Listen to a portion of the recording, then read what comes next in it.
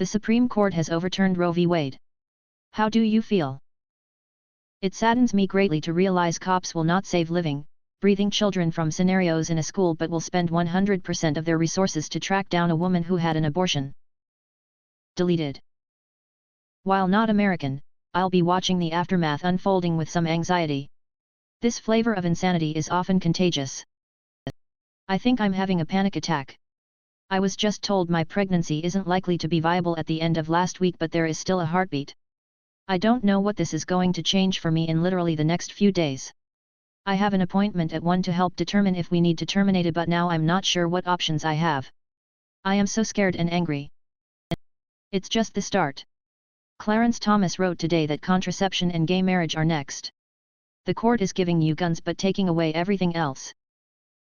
I feel the urge to leave and move to a state that aligns more with my beliefs in women's constitutional rights to abortion, or even another country if I can.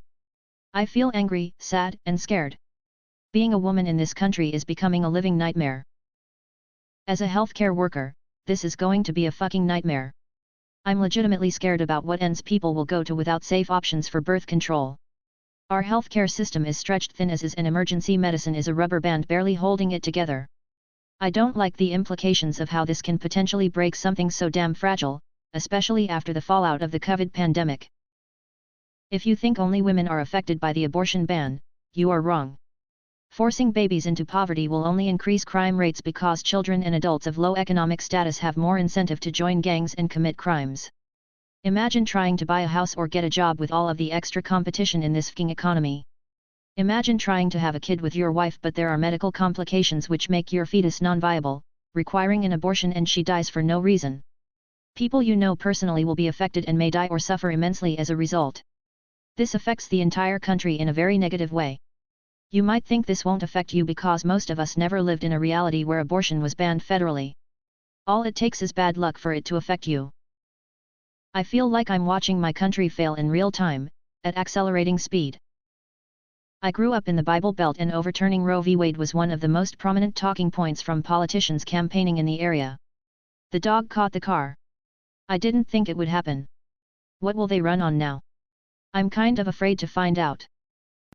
To those not thinking about the impact abortion bans will have on the living, breathing women and existing families of this nation. Overall, 23.7% of women have had an abortion since Roe was decided.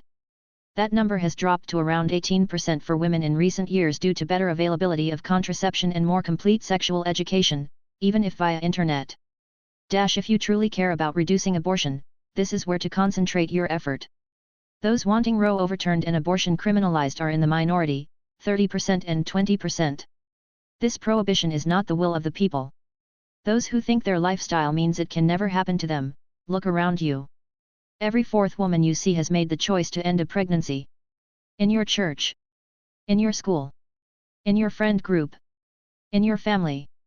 Maybe you are lying to protect yourself from, well, we all know what you're protecting yourself from. It happens. All the time. Even the women screaming outside clinics, them too. Roughly the same number of women today have miscarriages as have abortions. Miscarriages look like botched abortions. Miscarriages often require a D&C to protect the woman from sepsis and other complications.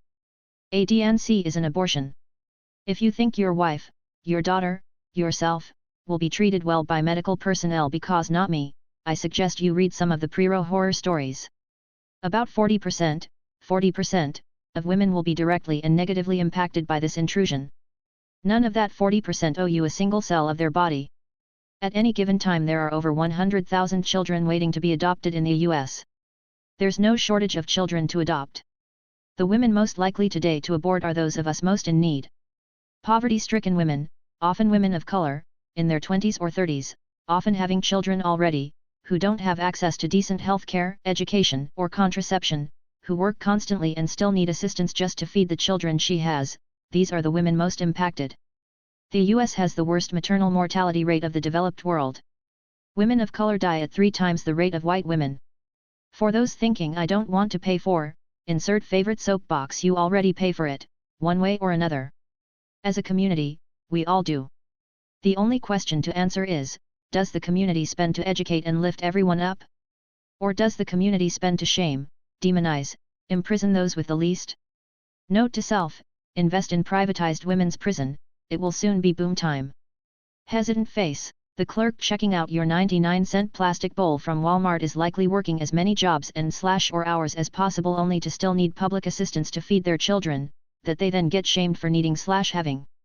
Before starting any back in my day stories, think, really think, about what it would have been like for you 30 to 40 years ago if you instead made $70 for every $100. What if you had no family to help? I remember taking $20 and a calculator to the grocery store to feed us for an entire week.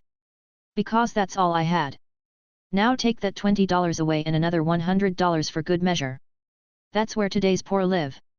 Walmart recorded record profits, thanks in part to the corporate welfare of low wages, no/low taxes, and an economic system manipulated to allow the wealth of an entire nation to be siphoned off into private hands.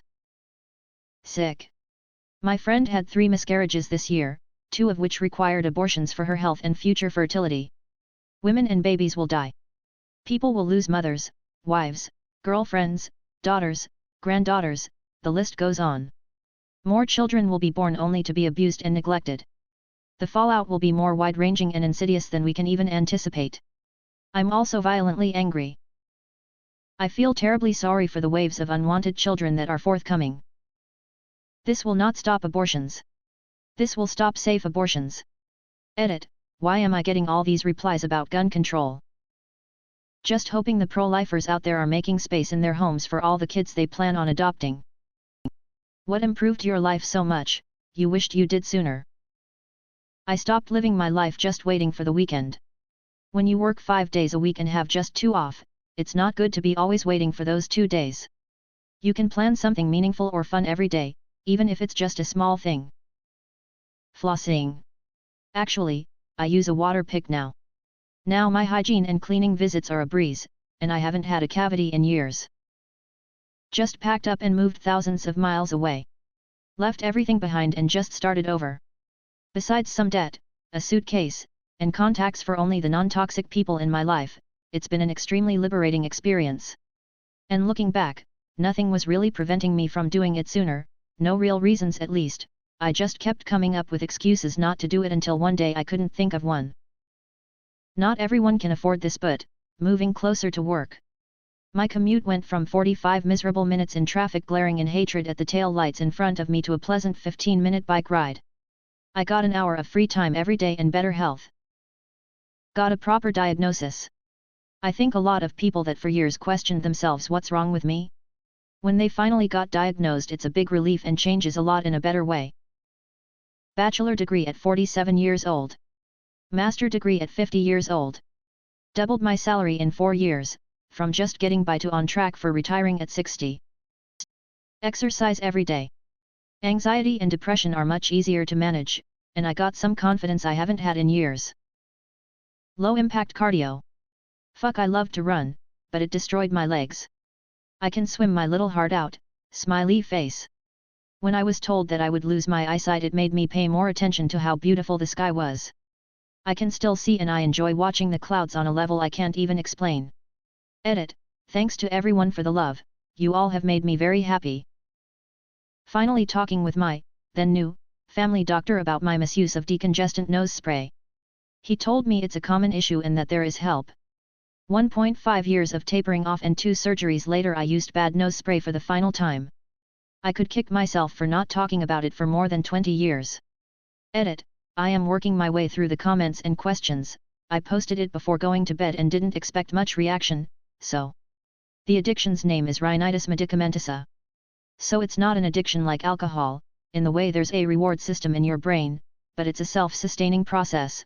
You have an infection and take nose spray. If you do it more than a few days, the reason why you took it at first is gone, but these sprays mean the nose clogs again. So you take nose spray against nose spray, which got worse and worse over the years. Many asked which spray I took.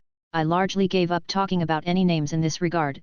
By definition of stereotype, every Redditor except me is from the US, so your stuff has different names in the store than the German stuff I took. The nose spray I used is sold in Germany as Nazic, which has xylometazoline as main active agent. Some others asked about the surgeries, so here is more about the process. My new family doctor sent me to an aunt for help. He mentioned that next to the effect of the addiction, there's often a background to it. Turned out my concha were enlarged and my septum deviated.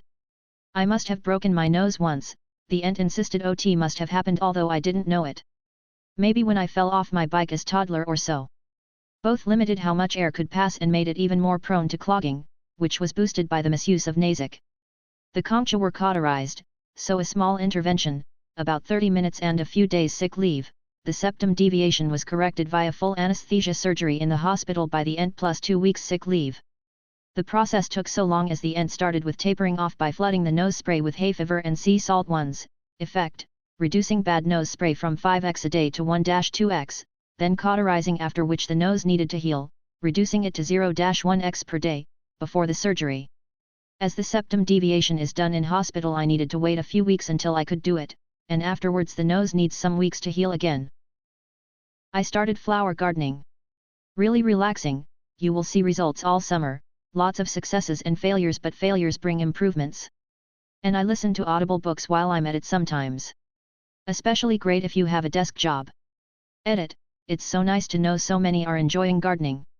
I had no idea it would be a Reddit thing. Daily exercise. It doubled my energy for an hour out of my day. Quitting drinking is the best thing I've ever done for my mental and physical health and it's done nothing but improve my relationships. The last year and a half have been the best I've ever had. Learning to set boundaries and say no. Doing at least one chore a day. You would be amazed at how well getting something done, even if you hate it, can fight back against certain depressive mentalities, particularly the ones that convince you you're useless or are a burden. What is the best reply to "I fucked your mom"? Disappointing your own parents just wasn't enough? Oh, so that's why she looked so disappointed this morning. I wish your mum was worth fucking. My dad died when I was a kid, so I've always just told people something along the lines of "nice, I've been looking for a father figure." I don't think necrophilia is something to brag about. Eye for an eye, I guess. Yeah, and she's still pissed you got shit on her strap-on. At least I'm not her biggest disappointment anymore. Good, she's been lonely since we buried her. Cool story, Dad.